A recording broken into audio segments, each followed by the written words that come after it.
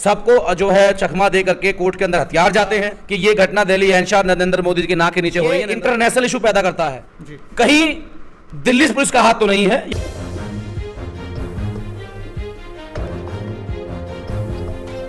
नमस्कार, national India news में आपका एक बार फिर से स्वागत है। मेरे साथ आज मौजूद है युवा शक्ति दल के राष्ट्रीय अध्यक्ष रवि कुमार गौतम जी। सबसे पहले स्वागत है आपका हमारे चैनल के साथ जुड़ने के लिए। बहुत बहुत धन्यवाद आप सभी को, मेरा जय भीम।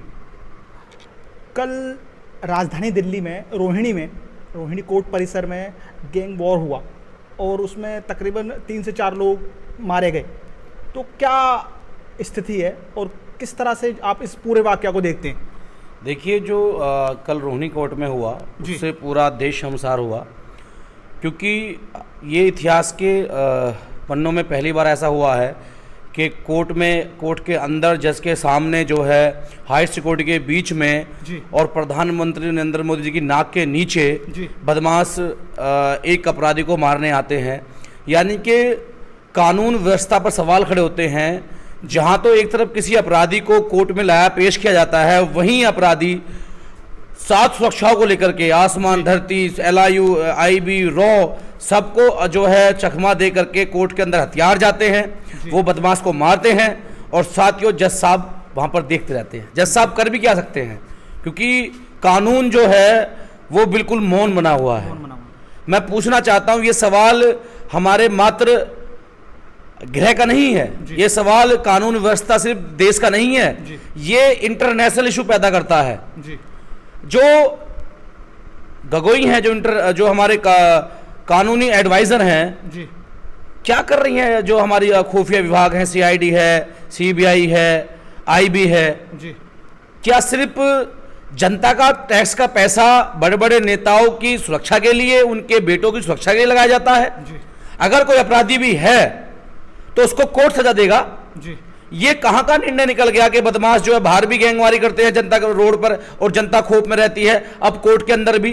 तो क्या इस देश की 130 करोड़ की आबादी आज इस देश के कानून पे विश्वास करेगी? क्या 130 करोड़ की आबादी देश के नेताओं पे विश्वास करेगी? क्या 130 करोड़ की आबादी जो है वो पुलिस जो है कर्मियों पे विश्वास करेगी? माना वहां पुलिस ने जवाब में दो लोगों को वो एनकाउंटर में मारे गए, लेकिन सवाल यह है हथियार गए कैसे अंदर? सवाल यह है चेक इन कौन कर रहे थे? सवाल यह है कि इस आपराधिक मामले में कहीं दिल्ली पुलिस का हाथ तो नहीं है। यह जांच का विषय है, जांच हो इसकी और वो एजेंसियां जांच करें जो वास्तव संविधान को मानती हैं। अभी एक हफ्ते पूर्व दिल्ली में ही कुछ जो हमारी सुरक्षा एजेंसियां हैं, उन्होंने एक बम, जो निस्तारण टीम है उसने बम डिफ्यूज़ करवाया और जो बताया जा रहा था कि आने वाले जो त्योहारों के समय उसका इस्तेमाल होता, तो ये आतंकवादी जो चीज़ थी इसको ख़त्म किया, जड़ से सिरे से ख़त्म किया। और वहीं पर पुलिस प्रशासन के नाक के नीचे इतना बड़ा गैंगवॉर हो जाता है, वो भी रोहिणी कोर्ट परिसर के अंदर। तो कहीं ना कहीं पुलिस प्रशासन की जो भूमिका है उस पर यह सवाल या निशान खड़े नहीं करता? देखिए, जो आपने बम की बात बताई तो इसका मतलब जो देश में एजेंसियां काम कर रही हैं, वो जो बम पाया गया है किस आतंकवाद सरगना के द्वारा रखा गया, तो यानी कि देश की पुलिस भी नकारा हो गई, या फिर IB इतनी तेज है या जो तेज है? क्या पुलिस के या देश की पुलिस के अंदर कुछ लोग इतने एक्सपर्ट हैं जो बम जैसे मामलों को पता लगाते हैं? या इसी देश की पुलिस के अंदर, खासकर दिल्ली पुलिस के अंदर कुछ ऐसे लोग भी हैं जो कोर्ट के बाहर सुरक्षा कर्मी तैनात गए हैं, वो पता लगा पाते? ये एक दूसरे को कटाक्ष करते हैं।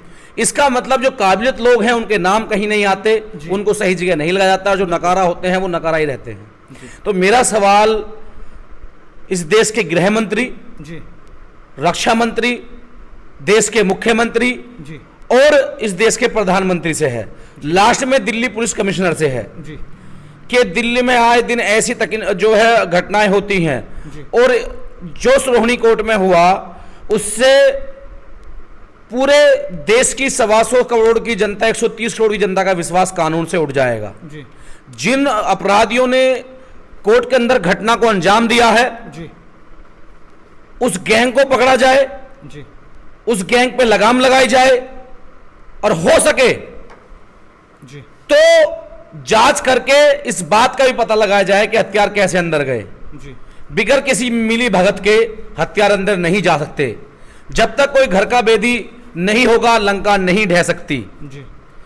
स्पेशल टीम बनाई जाए, जुडिशरी टीम बनाई जाए, जांच हो, और जांच होने के बाद जो भी इसमें अपराधी उन पर कड़ी से कड़ी सजा के जाए। यहां तक कि मैं मांग करता हूं ऐसे गुनहगार जो अपराधियों के साथ चंद पैसे को लेकर के गैंगवारी कर रहे हैं, उन्हें फांसी हो। जी। तो ये मेरी मांग है नरेंद्र मोदी से। लगता नहीं है पूरी होगी, लेकिन एक संवैधानिक पद है, संवैधानिक कुर्सी है, देश के 125 करोड़ 130 करोड़ की जनता ने उन्हें चुना है। तो मेरा आग्रह है प्रधानमंत्री जी से कि आपकी नाक के नीचे हुआ है, विदेश के दौरे तो बाद में भी होते रहेंगे, पहले अपना घर बचाइए, अपना देश बचाइए।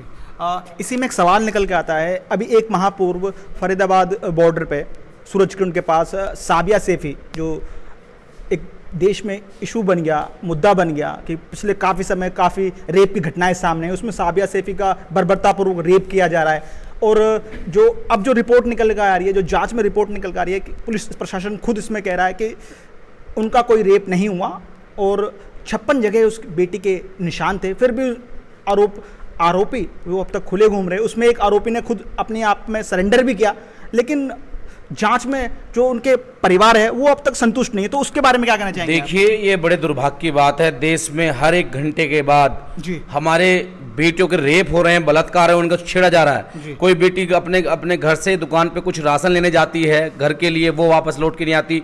कोई बहन हमारी अपने पशु के लिए चारा लेने जाती है, वो लौट कर नहीं आती। कोई बहन हमारी स्कूल जाती है, वो लौट के नहीं आती। कोई हमारी बहन जॉब करने जाती है, अपने परिवार को लालन पालन करने के लिए, वो लौट कर नहीं आती। तो ये इस देश के सभी नेताओं से सवाल हैं। और रहा बात मेरी बहन राबिया सैफी का, तो बड़ा दुर्भाग्यपूर्ण मैं कहना चाहूंगा कि ये घटना दिल्ली एनसीआर नरेंद्र मोदी जी की नाक के नीचे हो रही है। नरेंद्र मोदी जी के पास समय नहीं है कि दो शब्द अपनी बहनों के लिए मौन धारण कर ले, कुछ कह दें, या उन्हें बैठा करके दिल्ली पुलिस कमिश्नर को बुला लें, हरियाणा के मुख्यमंत्री, उत्तर प्रदेश के मुख्यमंत्री, दिल्ली के मुख्यमंत्री से बैठ के बात कर लें कि आखिर ये हो क्या रहा है देश की बहन बेटियों साथ में। इन्हें राजनीति से फुर्सत मिले, इन्हें सरकार गिराने से फुर्सत मिले, तो ये लोग काम भी करें। और जब अपराधी खुद कह रहा है राबिया सैफी बहन के मामले में कि मैंने रेप किया है, उसकी हत्या की है, तो पुलिस कह उसमें रेप नहीं हुआ।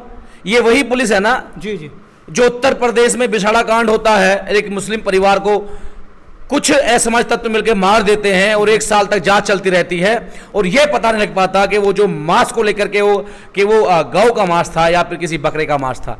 ये वही पुलिस है ना जो हाथरस में थपथपाई दे रही थी योगी आदित्यनाथ जी को कि उस लड़की का रेप नहीं हुआ, कुछ नहीं हुआ। 1 साल बाद उसका निर्णय आया कि रेप हुआ। ये यही पुलिस है ना जो अमरोहा में जो एक बाप बेटे को मार जाता है, पुलिस तैयार नहीं होती है। ये वही पुलिस है ना जो नागल कैंट में एक बेटी के साथ जो रेप करके एक पुजारी मार देता है। तो एक किस पुलिस की हम बात करें? अगर पुलिस अपना ईमानदारी से काम करे तो मंजाल है एक सुई भी गायब हो जाए, मंजाल है कोई बहन बेटी का रेप कर ले। जब हम लोग कोई ठोस निर्णय नहीं लेंगे, हम अपने देश की बेटियों के लिए, अपनी बहनों के लिए कैसा कानून नहीं बनाएंगे जो अपराधी तत्काल पाए जाते हैं उन्हें फांसी पर लटकाया जाए। आप उन्हें मेहमान नवाजी करते हैं, आप उन्हें साल 2 साल 3 साल उन पर जो है केस चलता है, दुहाई देते हैं फास्ट ट्रैक कोर्ट की कि हम 45 दिन में 30 दिन में निर्णय निकाल के देंगे, और वो साल बाहर चल जाते हैं। हाथरस की घटना तो दूर नहीं है, उसमें तो 1 साल लगा। तो बहन बेटे कैसे सुरक्षित रहेंगी? जो अपराधी हैं, जो हवस के पुजारी हैं, जो हवस का शिकार करते हैं, जो हमारे बहन बेटे को नोचते हैं, उनके दिमाग में यह भरा हुआ है कि कहीं कुछ नहीं होगा। 1 साल 2 साल 3 साल तक 10 साल तक केस चलते रहेंगे, जब तक उनके अंदर यह भय पैदा नहीं होगा कि देश की पुलिस उनका एनकाउंटर करेगी, 1 महीने में रिजल्ट आएगा, बीच चौराहे पर उनको गोली मारी जाएगी, जब तक ये रेप बंद नहीं होंगे। लेकिन करे क्या? यहां तो राजनीति होती है।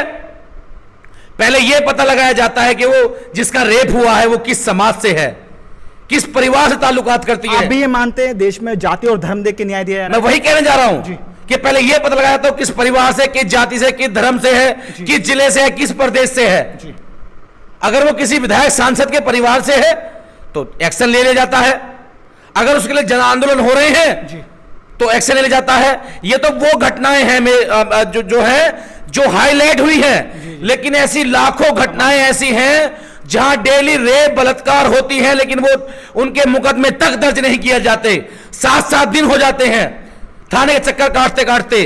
और इससे शर्म की बात तो यह है जहां पर प्रधानमंत्री जी ये कहते हैं कि ये नारी शक्ति का देश है, उत्तर प्रदेश में कहा जाता है कि महिला शक्ति से प्रिय है, जहां पर दिल्ली में कहा जाता है कि महिला का सम्मान विशेष सम्मान है, वहां महिला अपनी शर्म के लिए जब उनका उत्पीड़न होता है तो वो पुलिस तक नहीं जाती, क्यों? पुलिस में इंसाफ नहीं मिलेगा और परिवार की बेइज्जती हो जाएगी, वो उस जहर को पी लेती हैं। हम बात करते हैं जो है डिजिटल इंडिया की, हम बात करते हैं देश को विदेश में बनाने की, पहले हम अपनी देश की लज्जा शर्म तो बचा लें। जो अगर आपको पसंद आया हो तो इसे लाइक करें, कमेंट करें, शेयर करें और हाँ, हमारे चैनल को सब्सक्राइब करना ना भूलें ताकि देश विदेश से जुड़ी खबरें आप मिस ना करें, क्योंकि कोरोना काल में 2 गज दूरी, मास्क है जरूरी। नमस्कार।